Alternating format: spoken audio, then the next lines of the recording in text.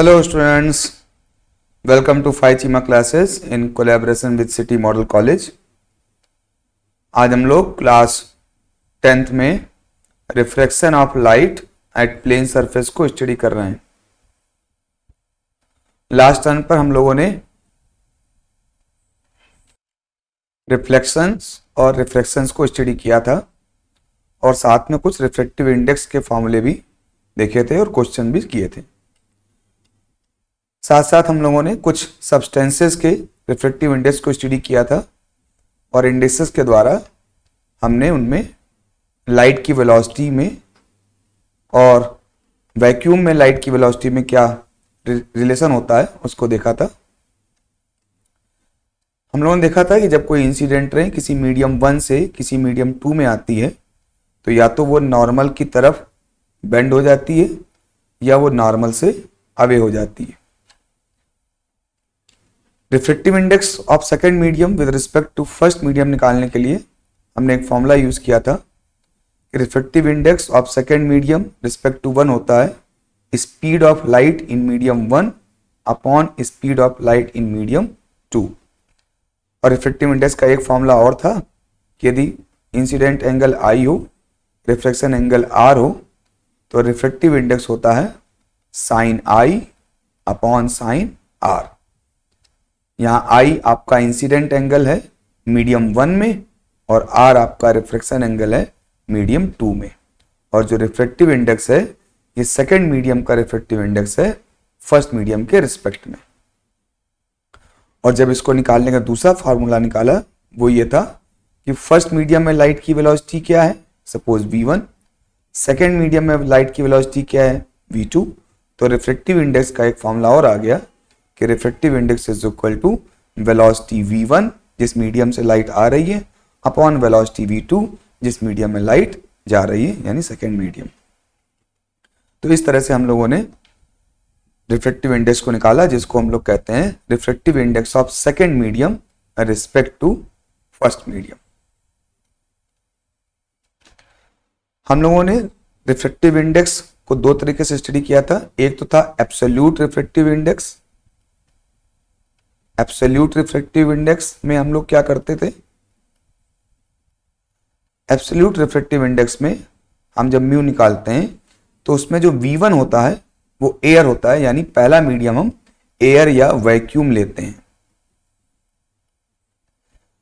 तो म्यू यानी absolute refractive index of second medium निकालने के लिए हम फर्स्ट मीडियम यानी एयर या वैक्यूम में स्पीड ऑफ लाइट इसको c कहते हैं और दूसरे मीडियम यानी जिस मीडियम का आप रिफ्रैक्टिव इंडेक्स निकाल रहे हो उस मीडियम में जो स्पीड ऑफ लाइट होती है उसको v लेते हैं। और इस प्रकार से ये आपका रिफ्रैक्टिव इंडेक्स निकलता है सेकेंड मीडियम का रिस्पेक्ट टू एयर। और जब भी एयर के रिस्पेक्ट में होता है तो उसको सिंपली म्यू कहते हैं, यानी रिफ्रैक्टिव इंडेक्स ऑफ मीडियम या absolute refractive index of medium. अब जैसे यहाँ पर दो मीडियम यूज किए जा रहे हैं, मीडियम 1 और मीडियम 2। अब मीडियम एयर या वैक्यूम की जगह कोई और मीडियम हो तो उसका भी रिफ्रैक्टिव इंडेक्स होगा। तो सपोज उसका रिफ्रैक्टिव इंडेक्स μ1 हो गया और μ1 को कहेंगे c अपॉन इस मीडियम में वेलोसिटी जो कि v1 है। यानी फर्स्ट मीडियम में यदि कोई वो एयर या वैक्यूम नहीं है, कोई और मीडियम है, तो उसमें यदि वेलोसिटी उसकी कितनी है v1, तो रिफ्रैक्टिव इंडेक्स इस फर्स्ट मीडियम का कितना हो जाएगा c अपॉन v1। इसी तरह से दूसरे मीडियम μ2 का रिफ्रैक्टिव इंडेक्स एयर के रिस्पेक्ट में क्या होगा, μ2 is equal to c upon v2। अब इन दोनों को डिवाइड कर दें हम तो हम पा रहे हैं μ1 अपॉन μ2 इज इक्वल टू हो जाएगा c upon v1 upon c upon v2। तो c से c कैंसिल हो गया, v2 ऊपर पहुंच गया तो v2 अपॉन v1 आ गया।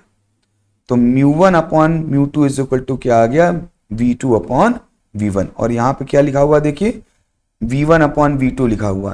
तो refractive index of second medium respect to 1 होता है आपका v1 अपॉन v2। और यहां से देखें तो v1 अपॉन v2 किसके इक्वल हो जाएगा, μ2 अपॉन μ1 के इक्वल हो जाएगा। यदि इसको रिवर्स कर दें तो v1 upon v2 is equal to हो जाएगा μ2 अपॉन μ1। तो इस प्रकार से सेकेंड मीडियम का रिफ्रैक्टिव इंडेक्स फर्स्ट मीडियम के रिस्पेक्ट में लिखेंगे तो फर्स्ट मीडियम की वेलोसिटी और सेकेंड मीडियम की वेलोसिटी, और उसका रेशियो इक्वल क्या होगा आपका v1 upon v2 is equal to हो गया μ2 अपॉन v1, यानी सेकेंड मीडियम का refractive index upon first medium का रिफ्रैक्टिव इंडेक्स। तो इस तरीके से आप देख रहे हैं कि यदि सेकेंड मीडियम का रिफ्रैक्टिव इंडेक्स निकालना है तो एक तो फॉर्मूला ये है कि आप फर्स्ट मीडियम की वेलोसिटी और सेकेंड मीडियम की वेलोसिटी की रेशियो निकाल लें, और एक दूसरा फॉर्मूला यहाँ से ये निकल गया है कि यदि आपको सेकेंड मीडियम का रिफ्रैक्टिव इंडेक्स निकालना है तो आपको सेकेंड मीडियम का रिफ्रैक्टिव इंडेक्स फर्स्ट मीडियम के रिस्पेक्ट निकालना है। तो आपका सेकेंड मीडियम का रिफ्रैक्टिव इंडेक्स कौन सा, एब्सोल्यूट, जो कि एयर के रिस्पेक्ट में हो वो लेंगे, और फिर फर्स्ट मीडियम का रिफ्रैक्टिव इंडेक्स जो कि एयर के रिस्पेक्ट में होगा उसको लेंगे और उनका डिवाइड करेंगे, तो भी आपका सेकेंड मीडियम का रिफ्रैक्टिव इंडेक्स फर्स्ट मीडियम के रिस्पेक्ट में आ जाएगा। ओके, तो चलिए इसी चीज को आगे हम लोग सॉल्व करने के देखते हैं। तो एग्जांपल देखते हैं, जिससे refractive index of glass with respect to water की बात करें तो refractive index of glass respect to water निकालना है तो हम क्या लिखेंगे, जिसके रिस्पेक्ट में निकाल रहे हैं उसकी वेलोसिटी पहले लिखेंगे, यानी speed of light in water. जिसका रिफ्रैक्टिव इंडेक्स निकालना है उसमें स्पीड ऑफ लाइट अपॉन में लिखेंगे, यानी speed of light in glass. तो इसका मतलब हो गया कि आप जो लाइट रे है वो इंसिडेंट हो रही है वाटर में और रिफ्लेक्ट हो रही है आपकी ग्लास में। तो वाटर आपका फर्स्ट मीडियम हो गया, ग्लास आपका सेकेंड मीडियम हो गया। वाटर में स्पीड हो गई v1, ग्लास में स्पीड हो गई v2। अब सपोज जो वैल्यू है आपकी वाटर में वेलोसिटी की वो आपको गिवन हो, तो वाटर में स्पीड हो गई आपकी 2.25 × 10⁸ और लाइट की स्पीड ग्लास में हो गई 2.0 × 10⁸। तो इस तरह से आपका जो म्यू आ गया वो आ गया 1.125। तो ये आ गया आपका water of refractive index of glass respect to water. अच्छा, अब refractive index of glass respect to water का दूसरा फॉर्मूला क्या देखा कि रिफ्रैक्टिव इंडेक्स ऑफ ग्लास लिखें upon refractive index of water लिखें। ये क्या है, ये एक्चुअली में एब्सोल्यूट रिफ्रैक्टिव इंडेक्स है, यानी यहां पर जो रिफ्रैक्टिव इंडेक्स लिख रहे हैं ये रिफ्रैक्टिव इंडेक्स ग्लास का है, लेकिन कब, जब हम उसके कंपैरिजन में एयर ले रहे हैं, यानी जब आपकी लाइट एयर से ग्लास में जा रही है उस दौरान आप जब रिफ्रैक्टिव इंडेक्स निकालते हैं तो वहां पर जो रिफ्रैक्टिव इंडेक्स आएगा म्यू, यानी म्यू अब निकालेंगे, इसी फॉर्मूले का यूज करेंगे। तो velocity of light in vacuum upon velocity of light in air, ये लिखेंगे तो ये आएगा म्यू ऑफ एयर। और यदि आप लिखते हो ग्लास के लिए म्यू ऑफ ग्लास, तो velocity of light in air upon velocity of light in glass. तो म्यू ऑफ एयर तो 1 आएगा, क्योंकि जो स्पीड आपकी एयर में होती है वही स्पीड आपकी वैक्यूम में होती है, तो इसलिए एयर का रिफ्रैक्टिव इंडेक्स या वैक्यूम का रिफ्रैक्टिव इंडेक्स 1 होता है। जबकि ग्लास का आप निकालेंगे रिफ्रैक्टिव इंडेक्स इस जगह पर जब आपकी लाइट एयर या वैक्यूम से ग्लास में आ रही है, तो एयर या वैक्यूम फर्स्ट मीडियम हुआ, उसमें वेलोसिटी आपकी c है, ग्लास में आपकी वेलोसिटी v है, तो म्यू ऑफ ग्लास क्या हो गया, c अपॉन v। तो यहां पर जो ये म्यू ऑफ ग्लास लिया हुआ है ये आपने तब निकाला है जब आपका फर्स्ट मीडियम एयर या वैक्यूम था, इसीलिए इस रिफ्रैक्टिव इंडेक्स को हम लोग एब्सोल्यूट रिफ्रैक्टिव इंडेक्स कहते हैं और उसको सिंपली म्यू ग्लास से रिप्रेजेंट करेंगे। ऐसे ही म्यू ऑफ वाटर भी क्या हो गया, ये भी absolute refractive index of water हो गया, जिसमें फर्स्ट मीडियम तो एयर या वैक्यूम है और दूसरा मीडियम आपका क्या है, दूसरा मीडियम आपका वाटर है। तो म्यू ऑफ वाटर तो c upon v of water. तो इस तरह से आपने ग्लास का refractive index respect to water निकालना है, तो ग्लास का रिफ्रैक्टिव इंडेक्स अपॉन वाटर का रिफ्रैक्टिव इंडेक्स रखेंगे और वैल्यूज को पुट करेंगे। तो देखिए यहां से भी आपका इस फॉर्मूले का यूज करने से भी ग्लास का रिफ्रैक्टिव इंडेक्स वाटर के रिस्पेक्ट में कितना आ रहा है, 1.125 आ रहा है। और इसी को इस तरीके से भी निकाल सकते हैं कि आपको ग्लास का रिफ्रैक्टिव इंडेक्स वाटर के रिस्पेक्ट निकालना है, तो मतलब आपका वाटर में स्पीड कितनी है लाइट की और ग्लास में स्पीड लाइट की कितनी है, उससे भी आप निकाल सकते हैं। तो दोनों ही फॉर्मूले आपका किसी मीडियम का रिफ्रैक्टिव इंडेक्स किसी दूसरे मीडियम के रिस्पेक्ट में निकालने के लिए यूज होते हैं। ऐसे ही दूसरा देख सकते हैं इसका उल्टा कि refractive index of water with respect to glass, refractive index of water with respect to glass, यहाँ निकाल रहे हैं रिफ्रैक्टिव इंडेक्स ऑफ ग्लास यानी सेकंड मीडियम ग्लास है और किसके रिस्पेक्ट निकालना है, वाटर के, तो फर्स्ट मीडियम वाटर है। अब रिफ्रैक्टिव इंडेक्स ऑफ वाटर निकालना है यानी सेकंड मीडियम वाटर है, विद रिस्पेक्ट टू ग्लास यानी फर्स्ट मीडियम ग्लास है। तो अब यही फॉर्मूला सेम यूज करेंगे तो क्या हो जाएगा, mu of water respect to glass. तो अब ग्लास में स्पीड पहले लिखी जाएगी क्योंकि फर्स्ट मीडियम की स्पीड पहले लिखते हैं, अपॉन जिस मीडियम का रिफ्रैक्टिव इंडेक्स निकालते हैं उसकी स्पीड नीचे लिखते हैं। तो उसमें आपकी लाइट की स्पीड नीचे लिख रहे हैं। तो अब ये वैल्यू पुट करेंगे तो अब यहाँ पर आपकी जो लाइट की स्पीड है वो 2 है और speed of light in water ये है जो कि आपने यहाँ पर ऑलरेडी लिख रखी थी। अब इसका यूज करेंगे तो 0.89 आ जाएगा। अब ऐसे ही इस वाले फॉर्मूले का यूज करें क्या कि म्यू ऑफ वाटर निकालना है रिस्पेक्ट टू ग्लास, तो जिसका रिफ्रैक्टिव इंडेक्स निकालना होता है उसके एब्सोल्यूट रिफ्रैक्टिव इंडेक्स को ऊपर लिखते हैं, जिसके रिस्पेक्ट में जिससे कंपैरिजन करना होता है उसके एब्सोल्यूट रिफ्रैक्टिव इंडेक्स को नीचे लिखते हैं और वैल्यूज पुट करेंगे तो क्या आ गया, 0.89 आ गया यहाँ से भी। तो इस तरह से कोई भी फॉर्मूला आप यूज कर सकते हो रिफ्रैक्टिव इंडेक्स को निकालने के लिए, डिपेंड करता है कि आपको क्या चीजें दी है। जब आप वेलोसिटी लोगे तो फर्स्ट मीडियम की वेलोसिटी पहले लिखोगे, जिस मीडियम का रिफ्रैक्टिव इंडेक्स निकालना है उसकी वेलोसिटी बाद में लिखोगे। जब आप रिफ्रैक्टिव इंडेक्सेस को लेते हो तो जिस मीडियम का रिफ्रैक्टिव इंडेक्स निकालना है उसको पहले लिखोगे और जिससे कंपैरिजन करना है उसका आप रिफ्रैक्टिव इंडेक्स बाद में लिखोगे। अब इन दोनों ही फॉर्मूलों से आप ये देख पा रहे हैं कि mu of glass respect to water हो गया ये फॉर्मूला और mu of water respect to glass हो गया ये फॉर्मूला। अब इन दोनों फॉर्मूलों को कंपेयर करिए, देखिए तो ये आपको mu of glass respect to water actually 1 upon glass respect to 1 upon mu of water respect to glass के, क्योंकि इसका रिवर्स करेंगे तो आपको क्या आ जाएगा, ये आ जाएगा mu of glass upon water ये, और इसका रिवर्स करेंगे तो क्या आ जाएगा, mu of water upon glass. तो इस प्रकार से दोनों आपके एक दूसरे के रेसिप्रोकल हैं, यानी यदि आपको ग्लास का रिफ्रैक्टिव इंडेक्स वाटर के रिस्पेक्ट में पता है तो इसका रिवर्स कर देंगे तो आपको मालूम हो जाएगा वाटर का रिफ्रैक्टिव इंडेक्स ग्लास के रिस्पेक्ट में, या वाटर का रिफ्रैक्टिव इंडेक्स ग्लास के रिस्पेक्ट में पता है, इसका आप रिवर्स कर देंगे तो आपको ग्लास का रिफ्रैक्टिव इंडेक्स वाटर के रिस्पेक्ट में निकल आएगा।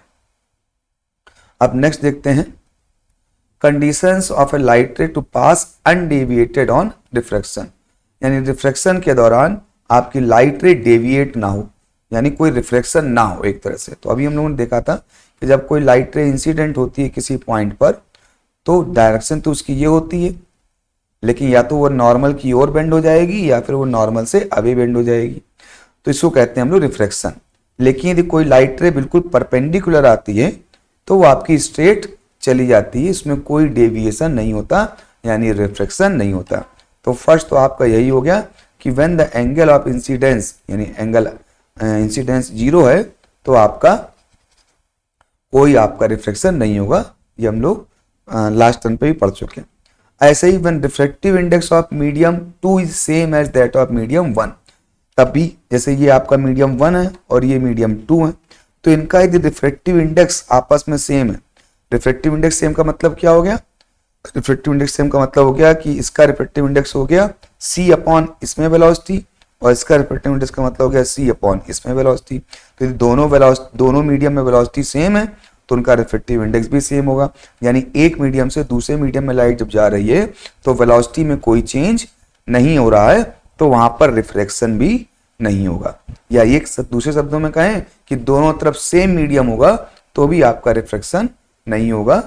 इस प्रकार से आपके रिफ्रैक्शन ना होने के लिए या डेविएशन ना होने के लिए ये दो कंडीशंस आपकी हैं। नेक्स्ट है आपका effect on speed, wavelength and frequency due to refraction of light, कि लाइट के रिफ्रैक्शन होने से क्या स्पीड पे फर्क पड़ता है, वेवलेंथ पे फर्क पड़ता है और फ्रीक्वेंसी पे फर्क पड़ता है। तो जब एक लाइट रे रिफ्लेक्टेड होती है रेयर से डेंसर मीडियम में, यानी रेयर मीडियम से आपकी डेंसर मीडियम में जाती है तो आप क्या हो जाता है, स्पीड डिक्रीज कर जाती है, डेंसर मीडियम में स्पीड डिक्रीज कर जाती है, तो वो नॉर्मल की ओर बेंड कर जाती है, यानी सामने न जा करके जो उसकी ओरिजिनल डायरेक्शन थी उधर न जा करके वो नॉर्मल की ओर बेंड कर जाती है। और इसी का रिवर्स है, यदि वो डेंसर से रेयरर में आ रही है तो वो लाइट रे नॉर्मल से अवे हो जाती है, नॉर्मल से दूर हो जाती है। ठीक है, तो रिफ्रेक्टिव इंडेक्स की वजह से रिफ्लेक्शन ऑफ लाइट से ये फर्क पड़ता है कि स्पीड ऑफ लाइट चेंज हो जाती है। यदि आपका रिफ्लेक्शन अवे हो रहा है इसका मतलब स्पीड ऑफ लाइट इंक्रीज कर रही है, यदि आपका रिफ्लेक्शन टूवर्ड्स द नॉर्मल हो रहा है यानी स्पीड ऑफ लाइट डिक्रीज कर रही है। फ्रीक्वेंसी ऑफ लाइट पर कोई चेंज नहीं होता। जब कोई लाइट रे एक मीडियम से दूसरी मीडियम में जाती है तो फ्रीक्वेंसी ऑफ लाइट में कोई चेंज नहीं होता, लेकिन वेवलेंथ में चेंज हो जाता है, क्योंकि आपको पता है कि velocity is equal to frequency into lambda, ये फॉर्मूला होता है। तो वेलोसिटी डिक्रीज हो रही है, अब फ्रीक्वेंसी तो डिक्रीज या इंक्रीज हो नहीं रही है क्योंकि फ्रीक्वेंसी में कोई चेंज नहीं होता। तो जब v डिक्रीज करेगा तो लेमडा भी डिक्रीज करेगा, v इंक्रीज करेगा तो लेमडा भी इंक्रीज करेगा, क्योंकि v यहाँ पर डायरेक्टली प्रोपोर्शनल टू लेमडा है जब फ्रीक्वेंसी आपकी कांस्टेंट रहती है, जब भी रिफ्रैक्शन होता है तो रिफ्रैक्शन के दौरान आपकी जो फ्रीक्वेंसी है वो कांस्टेंट रहती है, तो इसलिए जो वेलोसिटी ऑफ वेव है या वेलोसिटी ऑफ लाइट है वो एक तरह से डायरेक्टली प्रोपोर्शनल टू लेमडा है। तो यानी जब वेलोसिटी डिक्रीज हो रही है तो इसका मतलब लेमडा भी डिक्रीज हो रहा है। तो जब आप डेंसर से रेयर मीडियम में आते हो तो वेलोसिटी इंक्रीज करती है, तो इसका मतलब लेमडा इंक्रीज कर जाता है। और जब आप रेयर से डेंसर में जाते हो तो वेलोसिटी डिक्रीज करती है, तो इसका मतलब लेमडा भी डिक्रीज कर जाता है, वेवलेंथ भी डिक्रीज कर जाता है। नेक्स्ट देखते हैं, when light ray passes from rare to denser medium wavelength decreases. ये मैंने भी आपको बता दिया कि जब वेलोसिटी डिक्रीज करेगी तो वेवलेंथ डिक्रीज करेगी, लेकिन फ्रीक्वेंसी चेंज नहीं होगी। और जब डेंसर मीडियम से रेयर मीडियम में जाएगी तो आपकी वेलोसिटी इंक्रीज करेगी तो वेवलेंथ भी इंक्रीज करेगी। ठीक है, अब ये फॉर्मूला हमको पता है कि वेलोसिटी इज इक्वल टू क्या होता है, फ्रीक्वेंसी इनटू लेमडा। तो आपका जो लाइट की स्पीड हम किसी मीडियम में लेते हैं तो वेलोसिटी v लिखते हैं, लेकिन वो लाइट की स्पीड यदि हम वैक्यूम या स्पेस में लेते हैं तो उसी वेलोसिटी को फिर हम c लिखते हैं, यानी velocity of light in air और वैक्यूम लिखेंगे तो आप उसको c लिखेंगे। ठीक है, और किसी मीडियम में लिखेंगे तो v लिखेंगे। तो इस तरह से c is equal to F lambda, जहां f उसकी फ्रीक्वेंसी है। और आप यदि डिफरेंट मीडियम में जाओगे तो वेलोसिटी चेंज हो जाएगी लाइट की, तो लाइट की वेलोसिटी क्या हो गई, v हो गई, क्योंकि डिफरेंट मीडियम में लाइट की वेलोसिटी को v लिखते हैं। फ्रीक्वेंसी चेंज होती नहीं है, क्या चेंज हो जाता है, लेमडा। तो सपोज लेमडा डैश हो गया, तो आप यही फॉर्मूला लगाएंगे, तो velocity v is equal to frequency into lambda.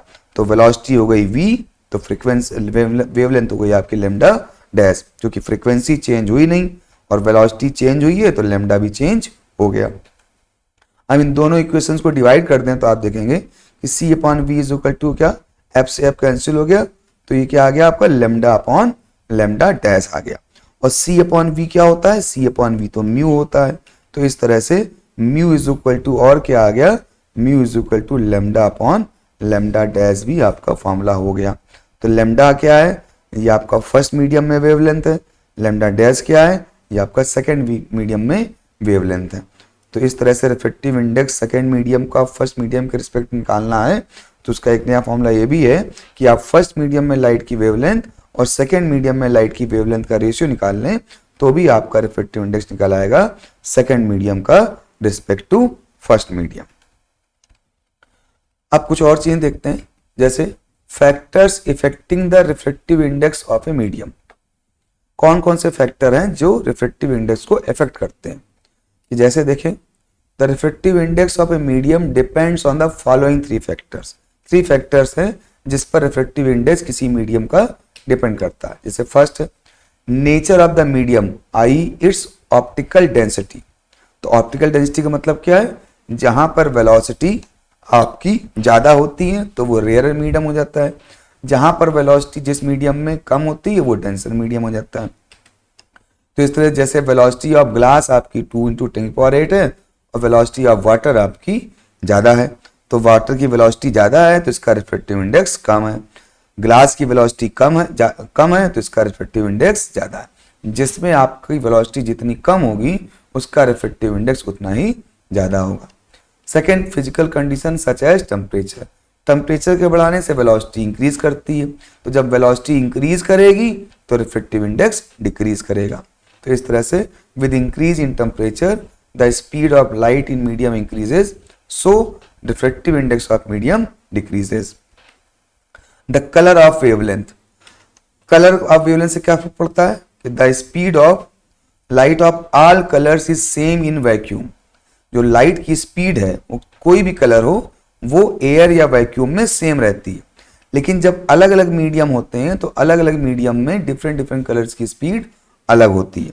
तो जब डिफरेंट डिफरेंट कलर्स की स्पीड अलग होगी तो उनका रिफ्रैक्टिव इंडेक्स भी अलग हो जाएगा, क्योंकि आपका रिफ्रैक्टिव इंडेक्स का फॉर्मूला होता है mu is equal to C upon V. तो एयर में तो सबकी स्पीड कोई भी कलर हो सबकी स्पीड सेम होती है, लेकिन जब किसी मीडियम में जाएंगे तो उस मीडियम में आपकी अलग अलग कलर की स्पीड अलग अलग हो जाती है। तो वहां पर जिस कलर की स्पीड ज्यादा होगी उसका रिफ्रैक्टिव इंडेक्स कम होगा, जिस कलर की स्पीड कम होगी उसका रिफ्रैक्टिव इंडेक्स ज्यादा होगा। अब बात करते हैं principle of reversibility of the path of light. According to this principle the path of a light ray is reversible, यानी लाइट रे किसी वन डायरेक्शन से सेकंड डायरेक्शन जाने पर जो पाथ को चूज करती है, यदि उसकी डायरेक्शन अपोजिट कर दीजिए और वो सेकंड डायरेक्शन में फर्स्ट डायरेक्शन की ओर आए तो वो उसी पाथ को चूज करेगी जिस पाथ को उसने फर्स्ट डायरेक्शन से सेकंड डायरेक्शन में जाने में किया था। जैसे यदि हम रिफ्लेक्शन का एग्जांपल लें तो लाइट रे सपोज इस डायरेक्शन से आई, ए डायरेक्शन से आ रही है और जिस पॉइंट पर इंसिडेंट हो रही है वहां पर ये आपने नॉर्मल ड्रा कर लिया और यहां से फिर रिफ्लेक्ट होके इस बी डायरेक्शन में लाइट चली गई। अब लाइट की डायरेक्शन यदि हम चेंज कर दें और उसको बी डायरेक्शन से हम सेंड करें इस तरह से, तो वो फिर ए डायरेक्शन में ट्रेवल कर जाती है। तो यहां पर हमने देखा कि लाइट रे जब ए से बी डायरेक्शन में जा रही है तो जिस पाथ को चूज कर रही थी उसी पाथ को लाइट बी से ए जाते समय चूज करती है। तो इसे ही कहते हैं the path of light ray is irreversible. तो ये तो रिफ्लेक्शन का केस था। अब यदि हम यहां पर रिफ्रैक्शन का केस देखें तो जैसे ये कोई मीडियम ले लिया हमने, यहां पर कोई मीडियम 1 होगा और ये कोई मीडियम 2 होगा। अब सपोज इसमें कोई लाइट रे इंसिडेंट हुई फर्स्ट मीडियम से, सेकेंड मीडियम को जो सरफेस सेपरेट कर रहा है ये वो सरफेस हो गया जो आपको फर्स्ट मीडियम और सेकेंड मीडियम को सेपरेट कर रहा है और इस पॉइंट पर हम नॉर्मल ड्रा कर देंगे। अब ये लाइट रे जो फर्स्ट मीडियम से आ रही है और जब सेकेंड मीडियम में जाएगी तो ये या तो नॉर्मल से अवे हो जाएगी या फिर नॉर्मल की टुवर्ड्स बेंड हो जाएगी। डिपेंड करता है कि आपके इस मीडियम में वेलोसिटी कितनी है। सपोज इस मीडियम में आपके लाइट की वेलोसिटी v2 है और जो ये ऊपर मीडियम है इसमें लाइट की वेलोसिटी v1 है, और यदि v2 आपकी ग्रेटर देन v1 हो, इस सेकेंड मीडियम में लाइट की वेलोसिटी फर्स्ट मीडियम से ज्यादा हो, तो आपकी जो लाइट रे होगी वो नॉर्मल से अवे हो जाएगी। तो इस तरह से यहां एंगल बन रहा है इंसिडेंस एंगल I और यहां एंगल बन रहा है इंसिडेंस R। तो ये वो लाइट का पाथ हो गया जो वो फर्स्ट मीडियम से सेकेंड मीडियम में आते समय चूज करती है। अब लाइट रे यदि आप सपोज यहां से सेंड करिए इस तरफ से, यानी सेकेंड मीडियम से सेंड करिए, तो जब सेकेंड मीडियम से सेंड करेंगे तो हम देखते हैं लाइट रे उसी पाथ को रिट्रेस करती है जिस पाथ को वो फर्स्ट मीडियम से सेकेंड मीडियम आते समय चूज कर रही थी। तो यानी लाइट रे आते और वापस जाते समय सेम पाथ चूज करती है। तो अब यहां पर आप देखेंगे कि जब लाइट रे आपकी फर्स्ट मीडियम से आ रही थी तो ये नॉर्मल हो गया था और ये इंसिडेंस एंगल हो गया, और लाइट रे जब सेकेंड मीडियम में जा रही है तो ये आपका रिफ्रैक्टिव एंगल हो गया।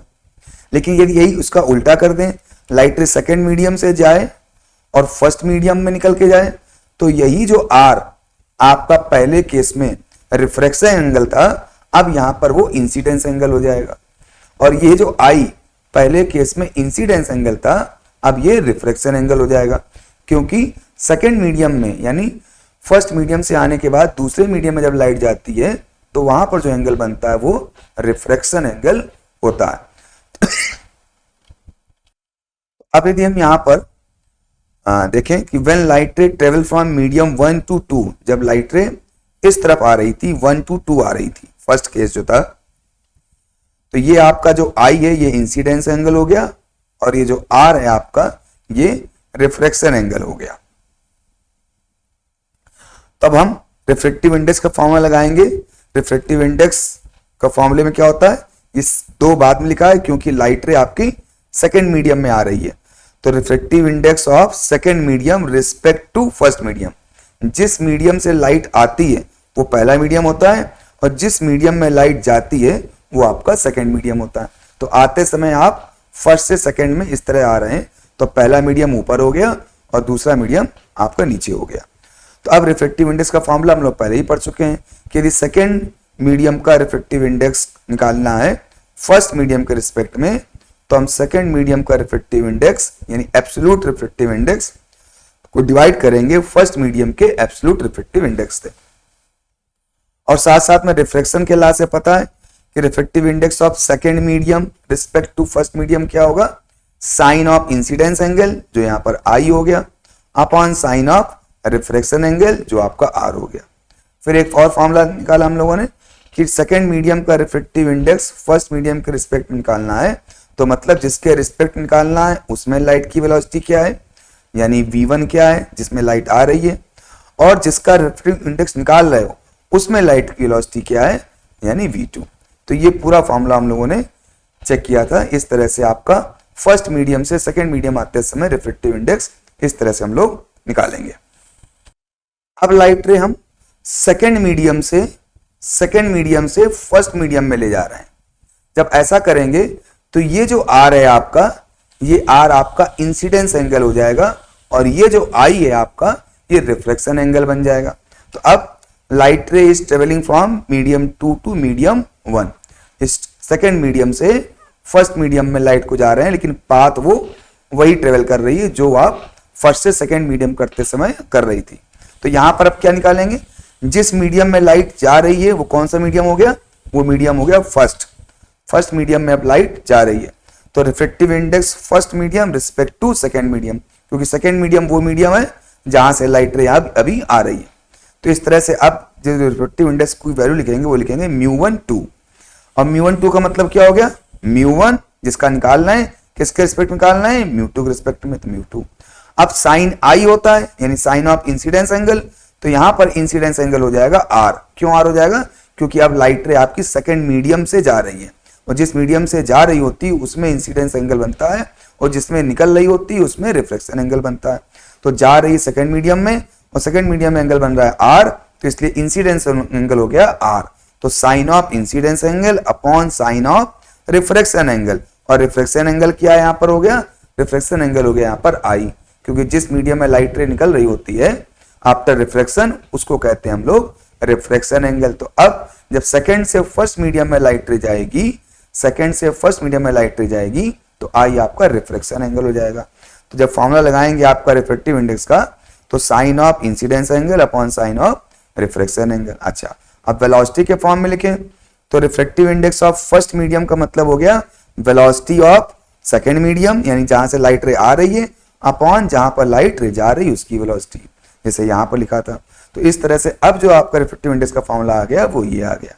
अब इन दोनों से आप कंपेयर करिए या इन दोनों को मल्टीप्लाई कर दीजिए, तो ये देखिए यहां पर साइन आई अपॉन आर था, यहाँ साइन आर अपॉन आई है, ये एंगल तो आपके आई और आर हैं, ये तो आपने देख ही लिए। तो आप मल्टीप्लाई करेंगे तो ये देखिए आपस में कैंसिल हो जाएंगे, तो किसके इक्वल आ जाएगा, 1 आ जाएगा। यानी आप ऊपर से यानी फर्स्ट मीडियम से सेकेंड मीडियम में आते हो, आप इस तरह से फर्स्ट मीडियम से सेकेंड मीडियम में आते हो तो रिफ्रैक्टिव इंडेक्स होता है μ2 1, और जब आप सेकेंड से फर्स्ट मीडियम में जाते हो तो रिफ्रैक्टिव इंडेक्स होता है μ1 2, ठीक है। और ये दोनों का जो मल्टीप्लिकेशन है वो क्या है, 1 है, या ये कह दें ये दोनों एक दूसरे के रेसिप्रोकल होते हैं। और इसको हमने पिछले एक सवाल में भी किया था कि फर्स्ट मीडियम का रिफ्रैक्टिव इंडेक्स सेकेंड मीडियम के रिस्पेक्ट में इरिवर्सिबल इनवर्सली प्रोपोर्शनल होता है या इनवर्सली इक्वल होता है सेकेंड मीडियम का रिफ्रेक्टिव इंडेक्स फर्स्ट मीडियम के रिस्पेक्ट में। जैसे एग्जांपल भी देख लेते हैं यहाँ पर, जैसे ये, तो ये भी हम लोग देख लिया कि सेकेंड मीडियम का रिफ्रेक्टिव इंडेक्स फर्स्ट मीडियम के रिस्पेक्ट में होता है सेकेंड मीडियम का refractive index upon first medium का रिफ्रेक्टिव इंडेक्स। ये जो इंडेक्सेस लिखे हुए हैं ये एब्सोल्यूट रिफ्रेक्टिव इंडेक्स है, यानी यहाँ पर जिससे कंपैरिजन हो रहा है वो एयर या वैक्यूम है, जो जबकि जो ये रिफ्रेक्टिव इंडेक्स है ये रिलेटिव रिफ्रेक्टिव इंडेक्स है। यहाँ पर सेकेंड मीडियम का रिफ्रेक्टिव इंडेक्स फर्स्ट मीडियम से कंपेयर हो रहा है, जबकि यहाँ पर फर्स्ट मीडियम क्या है, एयर। जब फर्स्ट मीडियम एयर होता है तो उसको हम लोग सिंपली एब्सोल्यूट रिफ्रेक्टिव इंडेक्स लिखते हैं या उसके कंपैरिजन में जो होता है उसको नहीं लिखते। जबकि जब दूसरा मीडियम या पहला मीडियम आपका एयर नहीं होता है तब उस मीडियम को भी यहाँ पर लिखते हैं। तो जैसे यहाँ पर ये फॉर्मूला है, अब यदि इसमें आपका इंडेक्स ऑफ ग्लास निकालना है, यदि सेकेंड मीडियम ग्लास है और रिस्पेक्ट टू किसके निकालना है, वाटर के, तो क्या लिखेंगे, refractive index of glass respect to water किसके इक्वल होगा, रिफ्रेक्टिव इंडेक्स ऑफ ग्लास। लेकिन ये कौन सा रिफ्रेक्टिव इंडेक्स है, यहां भी हम कह रहे हैं रिफ्रेक्टिव इंडेक्स, ये रिफ्रेक्टिव इंडेक्स है वाटर के रिस्पेक्ट में, जबकि ये रिफ्रेक्टिव इंडेक्स किसके रिस्पेक्ट में है, ये एयर के रिस्पेक्ट में है, इसीलिए यहां पर एयर लिखा नहीं था, एयर या वैक्यूम। तो refractive index of glass respect to water का मतलब हो गया रिफ्रेक्टिव इंडेक्स ऑफ ग्लास जबकि एयर के रिस्पेक्ट में निकाला गया हो, और रिफ्रेक्टिव इंडेक्स ऑफ वाटर जबकि वो भी एयर के रिस्पेक्ट में निकाला गया हो, उसका जो रेशियो होगा वो बताएगा ग्लास का रिफ्रेक्टिव इंडेक्स वाटर के रिस्पेक्ट में। तो यहां पर इस तरह से क्या आ गया, ग्लास का एब्सोल्यूट रिफ्रेक्टिव इंडेक्स कितना है, 3/2, यानी जब यहां पर एयर हो और नीचे ग्लास हो उस समय जो आप रिफ्रेक्टिव इंडेक्स निकालोगे I/R करके, वो जो आएगा म्यू ऑफ ग्लास आएगा रिस्पेक्ट टू एयर, वो कितना है, वो आपका 3/2 है। ऐसे ही ऊपर आपने एयर लिया हुआ है और नीचे आपने वाटर लिया हुआ है, और फिर उस समय जो रिफ्रेक्टिव इंडेक्स आ रहा है I और R लेकर के, यहां पर यहां पर आपने एयर लिया है और यहां पर आपने वाटर लिया है, और आपने एयर से जब लाइट रे वाटर में आ रही है तो ये इंसिडेंस एंगल I हुआ, ये R हुआ, और यहाँ पर जो आप sine I upon sine R से या velocity of air upon velocity of water से निकालेंगे तो ये रिफ्रेक्टिव इंडेक्स आएगा वाटर का रिस्पेक्ट टू एयर। ठीक है, तो ये आपको दिया हुआ है कितना, 4/3। अब तो ग्लास का refractive index respect to water कितना हो गया आपका, 9/8 हो गया। ऐसे इसका रिवर्स कर दीजिए, क्योंकि यहां पर क्या हो रहा है, इंडेक्स ऑफ ग्लास निकाला जा रहा है, इसका मतलब नीचे वाला जो मीडियम है वो आपका ग्लास है और ऊपर आपका वाटर है, यानी लाइट जो है वाटर से जा रही है किसमें, ग्लास में जा रही है। ठीक है, तो तब हम लगाएंगे आपका फॉर्मूला ये वाला, refractive index of glass respect to water. इसी तरह से जब इसका रिवर्स हो जाएगा, ग्लास से लाइट जाएगी वाटर में, तब रिफ्रेक्टिव इंडेक्स हो जाएगा वाटर का रिस्पेक्ट टू ग्लास में। तो अब आप फॉर्मूला क्या लगाएंगे, जिसका रिफ्रेक्टिव इंडेक्स निकाल रहे हो उसका refractive index absolute refractive index ऊपर लिखेंगे, और जिसके रिस्पेक्ट में निकाल रहे हैं उसका एब्सोल्यूट रिफ्रेक्टिव इंडेक्स नीचे लिखेंगे। तो आप वैल्यू पुट करेंगे तो ये जाएगा आपका 8/9। तो आप देख रहे हैं ये दोनों कैसे आ रहे हैं, रेसिप्रोकल आ रहे हैं, क्योंकि लाइट रे आपस में रिवर्सिबिलिटी का जो पाथ प्रिंसिपल जो है, path of light rays reversible है, इसीलिए लाइट रे जिस प्रकार से वाटर से एयर में आती है या वाटर से ग्लास में आती है, उसी तरह से ग्लास से वाटर में जाती है, उसी पाथ को चूज करते हुए, इसीलिए उनके रिफ्रेक्टिव इंडेक्स भी एक दूसरे के आपस में रेसिप्रोकल होते हैं। नेक्स्ट देखते हैं experimental verification of laws of reflection and determination of refractive index of glass. जैसे सपोज ये ग्लास है, ग्लास स्लैब हो, एक ग्लास स्लैब इस तरह से होता है, एक्सपेरिमेंट में हम लोग यूज करते हैं। ये कोई ग्लास स्लैब है जिसको यहाँ पर रखा गया है, और उसके चारों तरफ एक बाउंड्री ड्रा कर देते हैं, जिससे कि ग्लास स्लैब हमारा स्लिप ना करे या मूव ना हो अपनी जगह से, हम उसको एक बाउंड्री पर रखे रहें। फिर हम क्या करते हैं, इसकी एक सरफेस पे इस तरह से कोई लाइन ड्रा कर देते हैं और उस पर कुछ पिन्स लगा देते हैं। इस तरह से पहली पिन लगाई और कोई दूसरी पिन लगाई। अब उसको दूसरे साइड से जब देखते हैं तो हम कोशिश करते हैं कि हमको इस वाली पिन के पीछे ये वाली पिन हाइड हो जाए, यानी ये जो फर्स्ट पिन है ये आगे वाली पिन के पीछे छुप जाए, और उस समय फिर हम एक ऐसी पिन अपनी तरफ लगा देते हैं जिसके पीछे ये दोनों ही पिनें छिप जाए। यानी अब आप जब इस पिन को देखेंगे तो ये दोनों पिनें जो हैं, ये दोनों पिनें इस पिन के पीछे छुप जाएं और दिखाई नहीं दें। फिर हम एक और पिन ऐसी लगा देते हैं जिसके पीछे ये तीनों आपकी जो पिन्स हैं वो छुप जाएं और दिखाई नहीं दें। फिर क्या करते हैं, फिर हम इन दोनों पिन्स को लेकर के एक लाइन ड्रा कर देते हैं। ये लाइन जहां पर यहाँ टच कर रही होती है और ये लाइन जहां टच कर रही होती है उसको फिर से मिला देते हैं। तो इस तरह से हम पाते हैं कि एक ये लाइट का पूरा पाथ यहाँ पर ट्रेवल हो गया, ड्रा हो गया, जिसमें लाइट रे ये एयर से ग्लास में इंटर कर रही है, ये एयर से लाइट रे आ रही है, फिर वो ग्लास में इंटर करी और फिर ग्लास से वापस वो एयर में इंटर करी। तो ये पूरे लाइट का पाथ बन गया, एक एयर से ग्लास में और फिर ग्लास से एयर में जाते समय। तो ये जो लाइट रे है ये तो इंसिडेंट लाइट रे हो गई, जिस पॉइंट पर गिर रही है वो नॉर्मल हो गया। तो आपकी ये लाइट रे इंसिडेंट लाइट रे हो गई, तो ये इंसिडेंट एंगल हो गया I, और ये मीडियम हो गया आपका एयर। ये जो लाइट रे हो गई ये आपकी ग्लास में हो गई, तो ये तो फर्स्ट मीडियम है जिससे लाइट रे आ रही है, ये सेकंड मीडियम हुआ जिसमें लाइट रे जा रही है। तो यहां पर ये जो एंगल हो गया ये रिफ्लेक्शन एंगल हो गया। तो अब जब यहां पर देख रहे हैं कि लाइट रे एयर से ग्लास में आ रही है और उस समय इंसिडेंस एंगल I है, रिफ्लेक्शन एंगल आपका R है, तो यहां पर यदि हम रिफ्रेक्टिव इंडेक्स निकाल लें तो रिफ्रेक्टिव इंडेक्स होता है सेकंड मीडियम का रिस्पेक्ट टू फर्स्ट मीडियम। तो यहां पर सेकंड मीडियम क्या हो गया, यहां पर सेकंड मीडियम हो गया आपका ग्लास और फर्स्ट मीडियम हो गया एयर। तो mu of glass respect to air is equal to हो जाएगा साइन ऑफ इंसिडेंस एंगल यानी sine I upon sine of reflection angle यानी साइन R।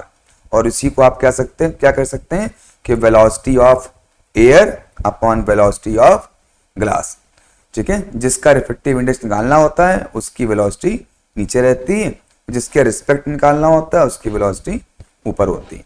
तो इस तरह से ये आपका एयर और ग्लास से आते समय जो लाइट ने पाथ ट्रेवल किया है उसके हिसाब से साइन I और साइन R का रेशियो।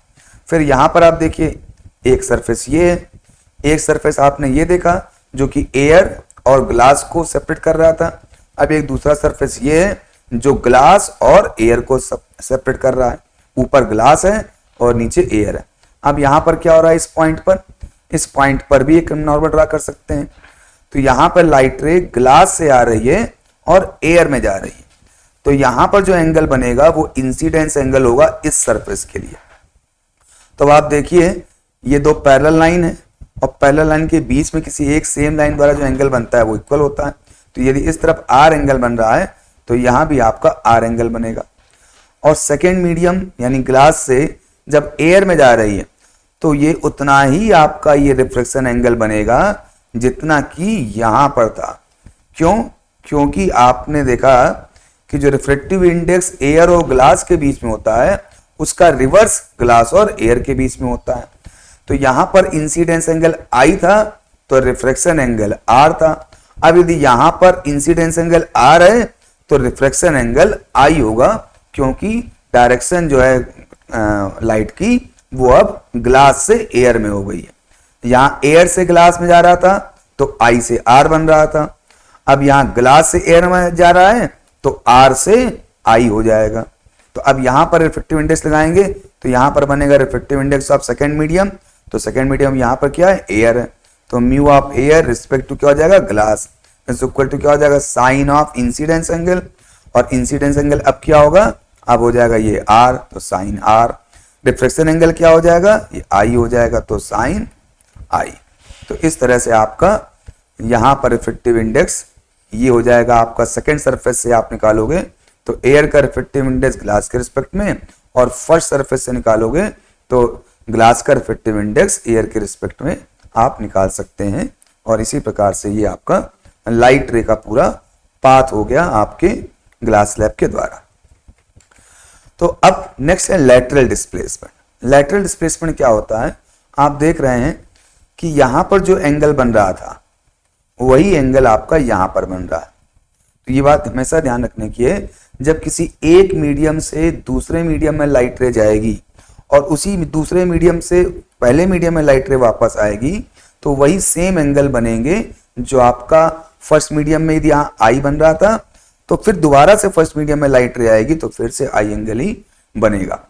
तो अब जब ऐसा होगा तो आप देखेंगे कि लाइट रे की जो ओरिजिनल डायरेक्शन थी वो तो कुछ ये थी, लेकिन इस ग्लास स्लैब की वजह से लाइट रे रिफ्रैक्ट हुई और फिर बाद में एक बार फिर रिफ्रैक्ट हुई और जब लाइट रे वापस गई जिसको हम कहते हैं इमर्जेंट रे, इस लाइट को कहते हैं इमर्जेंट रे क्योंकि ये इमर्ज करके निकल रही है।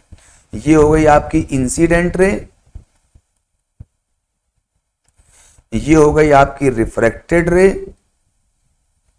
और ये वाली रे हो गई आपकी इमर्जेंट रे।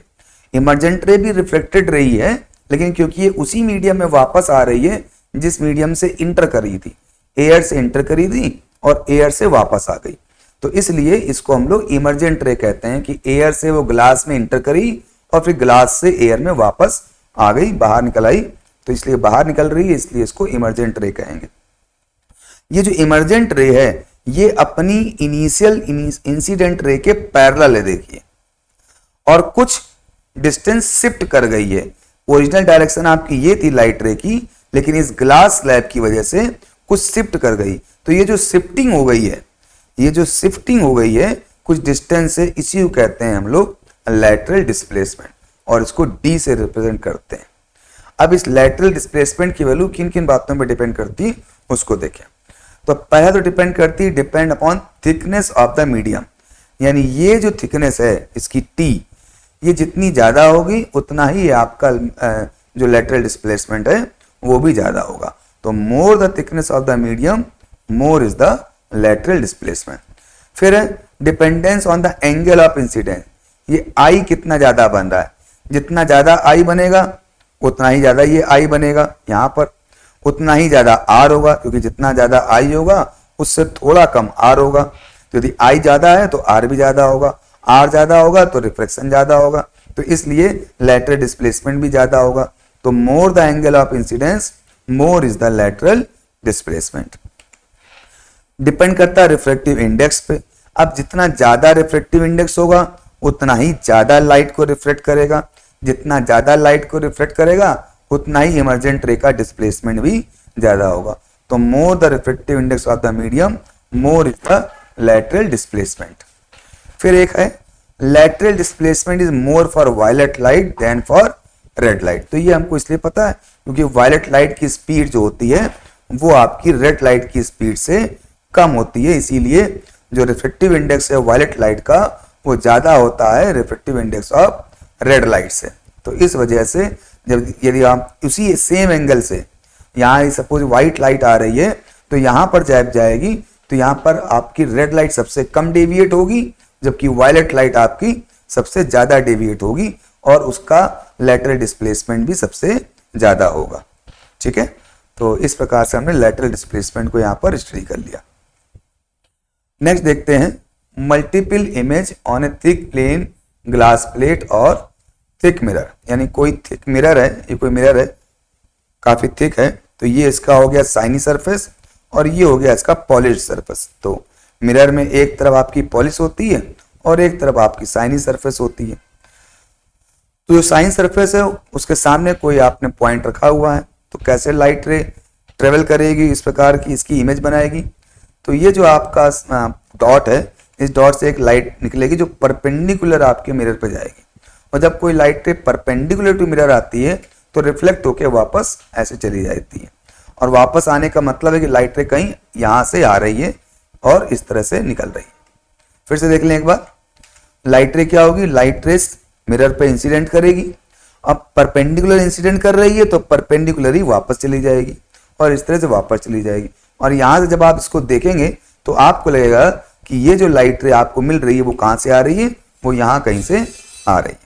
अच्छा, अब इससे बहुत सारी लाइट रे निकलेंगी, कुछ लाइट रे यहाँ पर पड़ेंगी, कुछ लाइट रे यहाँ पर पड़ेंगी, कुछ लाइट रे यहाँ पर पड़ेंगी, बहुत सी लाइट रे इससे निकलेंगी और सरफेस के बहुत सारे यानी इनफाइनाइट पॉइंट्स पर लाइट रे यहाँ पर पड़ रही, हर जगह पर लाइट रे इंसिडेंट होगी और वहां से रिफ्लेक्ट होगी, रिफ्रेक्ट होगी, इस तरह से वर्क होगा।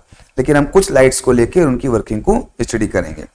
तो सपोज कोई पहली लाइट यहाँ पर इस तरह से इंसिडेंट होती है, जब इस पॉइंट पे इंसिडेंट होगी तो यहां से ये रिफ्लेक्ट भी होगी, क्योंकि ये साइनी सरफेस है, साइनी सरफेस है। लेकिन अभी जो असली सरफेस है जहां से आपकी लाइट रे रिफ्लेक्ट होगी वो पॉलिश सरफेस होती है, क्योंकि ये बीच का जो पोर्शन है ये तो ग्लास है, ट्रांसपेरेंट मीडियम है, तो लाइट रे का जो मैक्सिमम पोर्शन होगा वो यहां पर अंदर रिफ्लेक्ट हो जाएगा, कुछ पोर्शन केवल यहां पर रिफ्लेक्ट होगा, इसीलिए हमने यहां पर इसको बहुत लाइट शो किया हुआ है। तो जब लाइट रे यहां पर पड़ती है, जब लाइट रे इस पॉइंट पे इंसिडेंट होगी तो यहां से एक छोटा सा हिस्सा अराउंड 4% ऑफ उसकी इंटेंसिटी लाइट रिफ्लेक्ट होगी, और जब आप इसको देखोगे तो आपको लगेगा कि ये जो लाइट रे ये कहां से आ रही है, ये लाइट रे यहां से आ रही है, और इस तरह से आपको ये डॉट यहां पर दिखाई देगी, क्योंकि बहुत लेस लाइट या लेस इंटेंसिटी ऑफ लाइट केवल रिफ्लेक्ट होती है, तो जो ये डॉट दिखाई भी देगी ये बहुत ही डिम होगी या बहुत हल्की होगी। अच्छा, 4% लाइट तो रिफ्लेक्ट हो गई, लेकिन मैक्सिमम लाइट जो है रिफ्रैक्ट हो जाएगी अंदर, क्योंकि ये ट्रांसपेरेंट मीडियम है, ये ग्लास है आपका, तो मैक्सिमम लाइट तो अंदर चली जाएगी।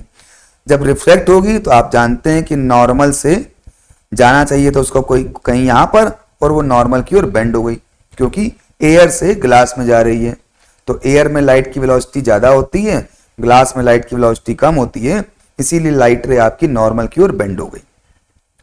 अब जब इस सरफेस पे पड़ेगी तो ये परफेक्ट रिफ्लेक्टिंग सरफेस है, क्योंकि यहां पर पॉलिश है, सिल्वर पॉलिश होती है, तो यहां पर क्या होगा, पूरी की पूरी लाइट आपकी रिफ्लेक्ट हो जाएगी। तो रिफ्लेक्शन जिस एंगल से लाइट आती है उसी एंगल से रिफ्लेक्शन हो जाता है, जैसे कि यहां था, जिस एंगल से लाइट आई थी उसी एंगल से आपका रिफ्लेक्शन हो गया। उसी तरह से जिस एंगल से यहां लाइट आई थी उसी एंगल से यहां पर लाइट रे रिफ्लेक्ट हो जाएगी। अब फिर इस सरफेस पे आएगी, तो ये ऐसा सरफेस है जो दो मीडियम को सेपरेट कर रहा है, ऊपर तो एयर है और नीचे आपका ग्लास है। तो अब लाइट रे क्या हो रही है, ग्लास से एयर में जा रही है, तो जब ग्लास से एयर में जाएगी तो जाना चाहिए उसको करीब ऐसे स्टेट, लेकिन नॉर्मल से क्या हो जाएगा, अवे हट जाएगी, तो इस तरफ की ओर चली जाएगी। तो इस प्रकार से जो लाइट रे है, मैक्सिमम लाइट रे जो है वो अंदर रिफ्लेक्ट करेगी, फिर वो टोटल रिफ्लेक्ट होके बाहर निकलेगी। जब बाहर निकलेगी तो मैक्सिमम हिस्सा बाहर निकल जाएगा और कुछ हिस्सा वापस रिफ्लेक्ट हो जाएगा इस साइनी सरफेस से। तो जो लाइट रे बाहर निकल जाएगी, जब उसको आप देखेंगे यहां से, तो आपको लगेगा कि, और जो ये लाइट रे कितनी 96% से कुछ कम होगी, क्योंकि यहां से जो आई, सपोज ये 100% थी, तो यहां से 4% तो यहां पर चली गई, यहां पर बची आपकी 96%, और ये 96% पूरी यहां पर जाएगी। तो जो लाइट यहां पर जाएगी उसका 96% ये निकल जाएगा और रिमेनिंग 4% वापस आ जाएगा रिफ्लेक्ट होके। तो इस तरह से जो ये लाइट रे निकल रही है, जब इसको आप देखोगे यहां से तो आपको ऐसा लगेगा कि लाइट रे यहां से आ रही है, और ये क्योंकि इस लाइट रे का अमाउंट बहुत ज्यादा है तो आपको यहां पर एक ब्राइट इमेज दिखाई देगी। तो हमेशा जो फर्स्ट इमेज होगी वो डिम होगी, लेकिन जो सेकंड इमेज होगी वो सबसे ज्यादा ब्राइट होगी, क्योंकि सबसे ज्यादा लाइट जो आपको मिल रही है वो सेकंड वाली मिल रही है। फर्स्ट वाली जो लाइट आती है उसका मैक्सिमम पोर्शन रिफ्लेक्ट हो जाता है, बहुत छोटा सा हिस्सा रिफ्लेक्ट होता है, और जो इमेज बनती है वो बहुत लाइट या डिम बनती है। उसके बाद जो सेकंड लाइट रे आपकी रिफ्लेक्ट होके फर्स्ट सरफेस, इस सेकंड सरफेस से रिफ्लेक्ट होके और सरफेस से रिफ्रैक्ट होके आपको मिलेगी, वो आपको मैक्सिमम मिलती है, इसलिए जो इमेज बनेगी आपकी यहां पर सेकंड इमेज वो सबसे ब्राइट होगी। फिर इसी तरह से यहां से कुछ हिस्सा रिफ्लेक्ट भी होता है, मैक्सिमम हिस्सा तो रिफ्लेक्ट हो जाता है, जैसे यहां पर मैक्सिमम हिस्सा आपका रिफ्लेक्ट हो गया, केवल बहुत छोटा सा हिस्सा रिफ्लेक्ट हो गया, क्योंकि ये जो सरफेस है ये कंप्लीट मिरर नहीं है, साइनी सरफेस केवल ट्रांसपेरेंट है और नीचे से ऊपर लाइट जा सकती है, इसीलिए इस पॉइंट से मैक्सिमम लाइट तो ट्रांसफर कर गई वन मीडियम से सेकंड मीडियम में, केवल कुछ हिस्सा उसका रिफ्लेक्ट हुआ था, इसीलिए जो फर्स्ट इमेज बन रही थी वो डिम बन रही थी, और मैक्सिमम हिस्सा ट्रांसफर होकर रिफ्लेक्ट हो गया था। और यहां जब आपका मिरर जो पॉलिश सरफेस है, जहां रिफ्लेक्ट नहीं हो सकता, यहां से लाइट इधर आ नहीं सकती, तो इसलिए यहां पर क्या हो गया, लाइट रे टोटल रिफ्लेक्ट हो गई, और जब इस पॉइंट पर पहुंची तो फिर से कुछ हिस्सा, बहुत जरा सा हिस्सा रिफ्लेक्ट हो गया, बाकी हिस्सा पूरा रिफ्लेक्ट होकर बाहर चला गया, और मैक्सिमम हिस्सा हमको यहां पर मिला जो हमको यहां से आता हुआ एज्यूम होगा, और हमको यहां पर एक ब्राइटेस्ट इमेज दिखाई देगी। और फिर यहां से कुछ पोर्शन रिफ्लेक्ट होके वापस भी चला जाएगा, मैक्सिमम तो रिफ्लेक्ट हो गया और कुछ हिस्सा इस तरह से यहाँ से वापस भी आ जाएगा इस वाली लाइट का। फिर इसके साथ भी वही प्रोसेस होगा जो इसके साथ हुआ था, यहाँ से भी कंप्लीट रिफ्लेक्ट हो गया और ये जो रिफ्लेक्टेड पार्ट है उसका मैक्सिमम पोर्शन रिफ्लेक्ट हो गया और वो हमको बाहर यहाँ से कहीं आता हुआ दिखाई देगा और एक इमेज हमको यहाँ पर दिखाई देगी। और फिर इसका भी एक बहुत छोटा सा हिस्सा फिर यहाँ पर रिफ्लेक्ट होके ऐसे आएगा, फिर उसके साथ भी वैसे प्रोसेस होगा, फिर वो बाहर निकल जाएगा कुछ पोर्शन, फिर वो रिफ्लेक्ट हो जाएगा। इसलिए से कुछ इमेजेस आपको बहुत लाइट इमेजेस जैसे जैसे आगे आती आएंगी, लाइट की वैल्यू बहुत कम होती आती है और बहुत डिम इमेजेस हमको मिलती है। तो इस तरह से किसी थिक मिरर से मल्टीपल इमेजेस मिलती हैं, जिसमें जो सेकेंड इमेज होती है वो हमेशा आपकी ब्राइटेस्ट इमेज होती है। तो हम लोगों ने इस तरह से आज कुछ चीज़ों को स्टडी किया। नेक्स्ट टर्न पे आगे कुछ हम न्यूमेरिकल्स करेंगे और चैप्टर को आगे बढ़ाएंगे। तो आज के लिए बस इतना ही। नेक्स्ट टर्न तक के लिए take care and bye bye.